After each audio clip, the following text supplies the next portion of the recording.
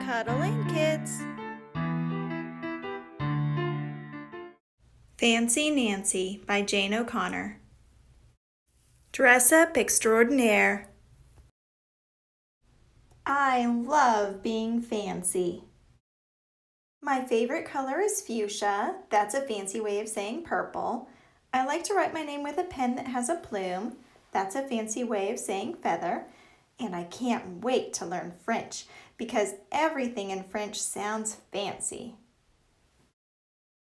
A princess is supposed to keep her tiara on.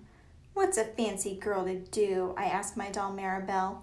Her full name is Maribel Lavinia Chandelier. Ruffles, fairy wings, purple, sparkles, flowers. Don't forget your tiara.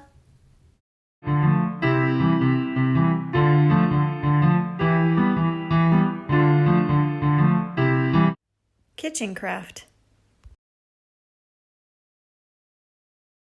For dessert, let's have parfaits, my mom says. That's French for ice cream sundaes. Amazing! My mother knows French. When our parfaits are ready, I curtsy and say merci.